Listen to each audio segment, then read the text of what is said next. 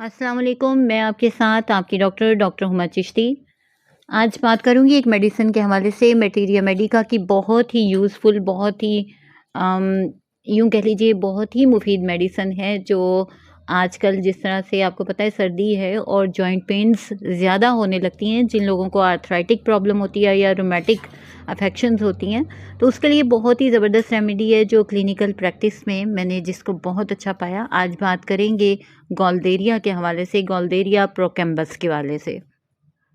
इसको winter green भी कहा जाता है और यहाँ आपको बताती चलूँ कि इसका ताल्लुक प्लांट किंगडम से है। इसके इंग्रेडिएंट्स की अगर बात की जाए तो इसमें सैलिसाइलेट होता है, मिथाइल सैलिसाइलेट होता है, जो पेन को रिड्यूस करने के सिलसिले में बहुत ही हेल्पफुल होता है।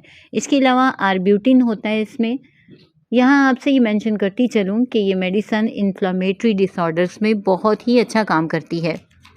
स्पेशली रूमेटॉइड आर्थराइटिस के लिए इसको रिकमेंड करूँगी कि ये मेडिसिन ज़रूर यूज़ करवाइए।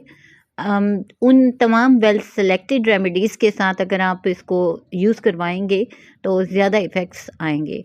इसी तरह से इसकी स्वेलिंग जो है यानी स्वेलिंग होती है जॉइंट्स में और पेन भी होती है और ये इसकी गाइडिंग सिम्टम्स आपको देती चलूँ कि क्रॉनिक जो ट्रैकाइटिस होता है वहाँ पर भी ये अच्छा काम करती है, यानी ट्रैकिया की अगर इन्फ्लामेशन हो जाए वहाँ भी ये अच्छा काम करती है। डिफरेंट आइटिस में अच्छा काम करती है, आई मीन टू से कि डिफरेंट टाइप ऑफ इन्फ्लामेशंस में इसका कैरेक्टर बहुत अच्छा है। इसी तरह से ये नज़ला ज़ुकाम में भी अच्छा काम करती है और एक्यूट और क्रॉनिक प्रोस्टाटाइटिस जो कि मेल रिलेटेड प्रॉब्लम है, प्रोस्टेट की स्वेलिंग हो जाती है और इनलार्जमेंट जहाँ हो जाती है, वो चाहे एक्यूट हो या क्रॉनिक हो, उसमें बहुत अच्छा काम करती है। मोस्टली इसको जॉइंट पेन के हवाले से ही जाना जाता है, लेकिन आप देखिए कि ये बहुत अच्छा काम करती है रिप्रोडक्टिव ऑर्गन के ऊपर भी। इसी तरह मस्कुलर स्पेन जो हैं वो बहुत ज़्यादा रिलीफ होती हैं इससे। जहाँ आप आर्निका या रूटा को सिलेक्ट करते हैं या सिम्फाइटम का इस्तेमाल करते हैं तो साथ अगर ये मेडिसिन देते हैं तो रिज़ल्ट्स डबल हो जाते हैं। इसके अलावा जहाँ इन्फेक्शन रिलेटेड डिसऑर्डर्स हों वहाँ पर भी इसका बहुत अच्छा असर होता है। एक बहुत ही याद रखने वाला पॉइंट है कि अगर गैस्ट्रेल्जिया, क्योंकि इसके अंदर गैस्ट्रेल्जिया होता है, यानी कहने का मतलब यह है कि मैदे की दर्द होती है और इस कदर शदीद होती है कि सांस में दिक्कत होने लगती है, तो वहाँ अगर ये गैस्ट्रेल्जिया यानी ये मैदे की तकलीफ़ किसी नर्वस डिप्रेशन की वजह से है तो आप डेफिनेटली ये मेडिसिन जब देंगे पेशेंट क्योर कर जाएगा।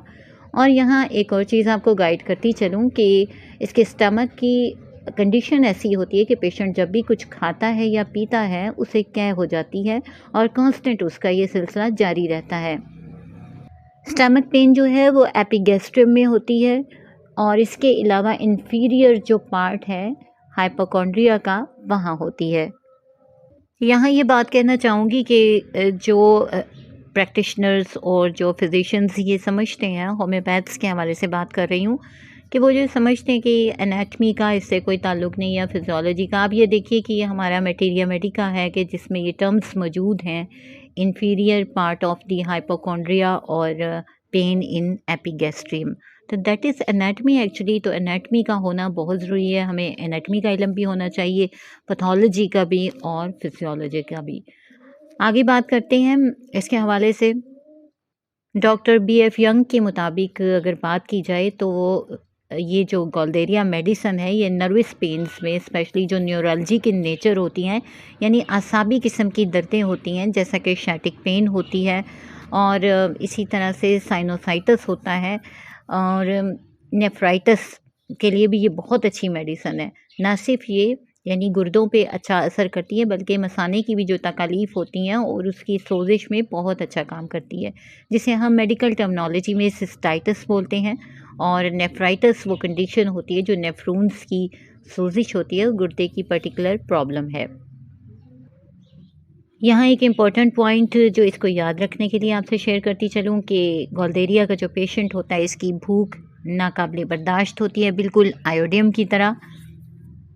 और एक स्ट्रेंज सिम्टम इसकी ये होती है कि स्किन जो है उसकी ठंडे पानी से, यानी कि ठंडे पानी का जब वो इस्तेमाल करता है या उससे गुस्ल करता है उससे क्या होता है तो उसकी तमाम कंप्लेंट्स जो हैं वो ज़्यादा हो जाती हैं। जबकि अगर ऑयल का वो मसाज करता है, जैसे ऑलिव ऑयल वगैरह का अगर मसाज करता है तेल का, तो उससे उसकी बेटरमेंट आती है। ना सिर्फ जॉइंट्स के हवाले से बल्कि अगर सर में भी न्यूरल्जिक नेचर के पेन्स हों तो ये बहुत अच्छा काम करती है। क्लिनिकल यूज़ के हवाले से आपको गाइड करती चलूँ कि गैस्ट्राइटिस के हवाले से जैसा स्टार्टिंग में बताया कि गैस्ट्रैल्जिया में काम करती है यानी मैदे की दर्द में, इसी तरह गैस्ट्राइटिस में यानी मैदे की जो सोज़िश हो जाती है, अल्सरेटिव कंडीशंस हो जाती हैं, वहाँ पर ये बहुत अच्छा काम करती है। फिर ये न्यूरल्जिया में बहुत अच्छा काम करती है, प्लोरोडीनिया में अच्छा काम करती है जो निज़ाम तनफ़ुस से रिलेटेड प्रॉब्लम है, और पेन स्पेशली जब एंटीरियर मेडिस्टरम में हो वहाँ पर बहुत अच्छा काम करती है। रूमेटिज़्म और शाटिक पेन के हवाले से आपको गाइड किया कि वहाँ बहुत अच्छा काम करती है। यहाँ ये भी आपको बताती चलूँ कि गॉलरेरिया का जो पेशेंट है उसकी हेयरिंग पावर जो है वो कुछ कम होती है, वो डल सुनता है यानी कम सुनता है। और इसकी जो ज़ुबान है वो चूँकि एसिडिटी इसके अंदर बहुत ज़्यादा होती है तो ज़ुबान पे स्वेलिंग आ जाती है और स्पीच इसकी थोड़ी-सी मुतासिर हो सकती है due to swelling of the tongue, और ये स्पीच इस डि जो होती है इनडिस्टिंक्ट हो जाती है। माइंड सिम्पटम के हवाले से आपको गाइड करती चलूँ कि स्टूपिड इन नेचर होता है कि जल्द ही बहुत ही स्टूपिड किस्म की नेचर का हो जाता है ये पेशेंट।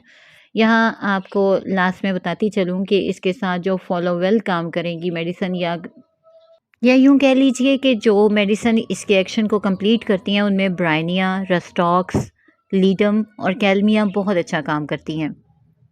गॉलडेरिया को मोस्टली मैं तो मदर टिंचर में यूज़ करवाती हूँ और बहुत अच्छे